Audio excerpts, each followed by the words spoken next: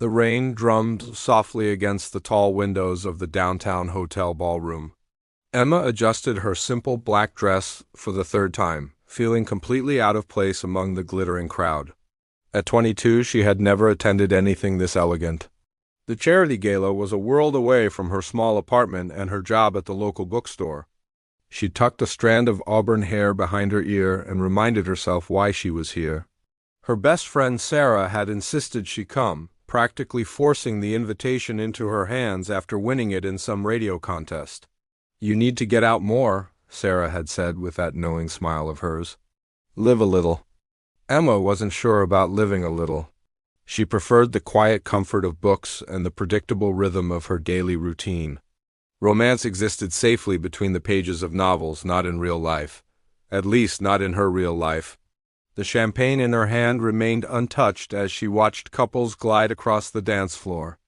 The orchestra played something soft and classical, the kind of music that made everything feel dreamlike. She was considering slipping out early when a deep voice spoke beside her. "You look like you'd rather be anywhere else." Emma turned to find a man standing near her table. He was older, maybe 40, with silver threading through his dark hair and eyes the color of storm clouds. His tuxedo fit him perfectly, and there was something about the way he carried himself that spoke of confidence and success.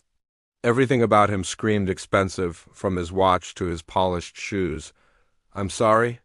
She managed, her voice barely above a whisper. He smiled, and it transformed his entire face. "I'm Marcus Sterling."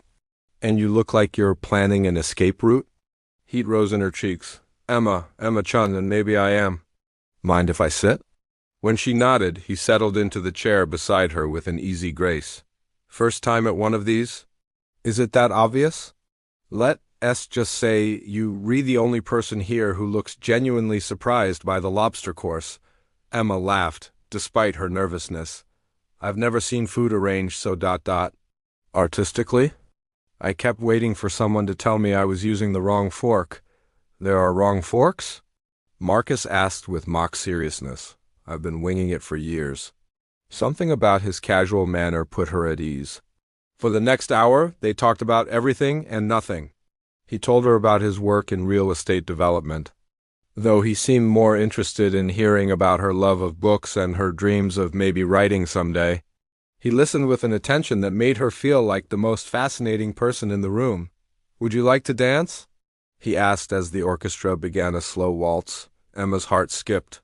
"I'm not very good at it." "Neither am I," he lied smoothly, offering his hand. On the dance floor, she discovered he was an excellent dancer. He guided her movements with gentle pressure, never making her feel clumsy or uncertain. The world seemed to shrink to just the two of them swaying in time to the music. "You're trembling," he observed softly. "I don't do this," she admitted. "Any of this. Fancy parties, dancing with strangers, champagne that costs more than my rent." His hand tightened slightly on her waist. "What do you do?" "I read, I work, I go home and feed my cat and watch old movies." "I'm probably the most boring person you've ever met." "You're wrong about that." His voice was quiet, serious. "You're the most real person I've met in years." The song ended, but they remained close, the noise of the party fading around them. Emma felt something shift in the air between them, something that made her pulse quicken and her breath catch. "Emma," he said her name like it meant something important. "I know this might sound crazy, but would you like to get some air? Maybe walk with me?" She should have said no. Everything logical in her mind told her to thank him for the lovely evening and call a cab home. Instead, she found herself nodding. They ended up on the hotel's rooftop garden, the city lights twinkling below them like fallen stars. The rain had stopped, leaving the air clean and cool.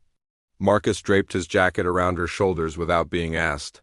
"I have a confession," he said, leaning against the stone railing. "I saw you the moment you walked in tonight. You looked so lost, so genuine in a room full of people playing roles, I couldn't stay away." Emma pulled his jacket closer, breathing in the scent of expensive cologne and something uniquely him. "I feel like I'm in someone else's life right now." "Maybe that's not such a bad thing." He turned to face her fully.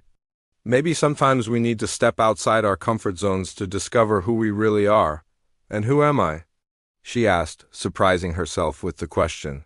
"You're brave," he said simply. "Braver than you think. You came here tonight when everything in you probably wanted to stay home. You danced with a stranger.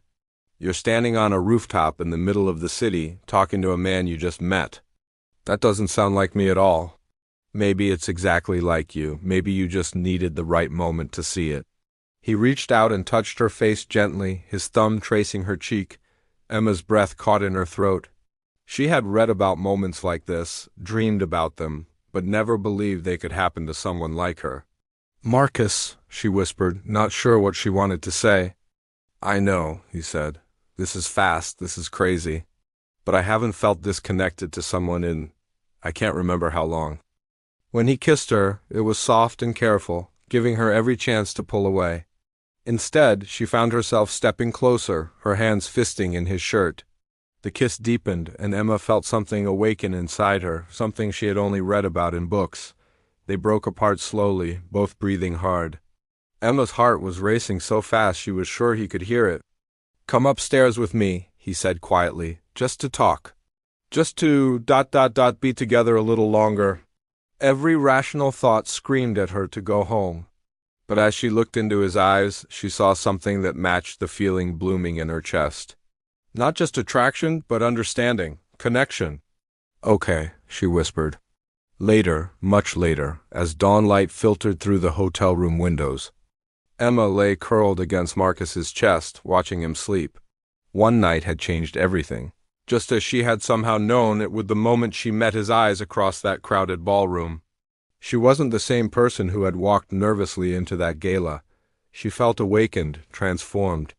And as Marcus stirred and pulled her closer with a sleepy smile, Emma realized that sometimes the most beautiful chapters of our lives begin when we finally find the courage to turn the page.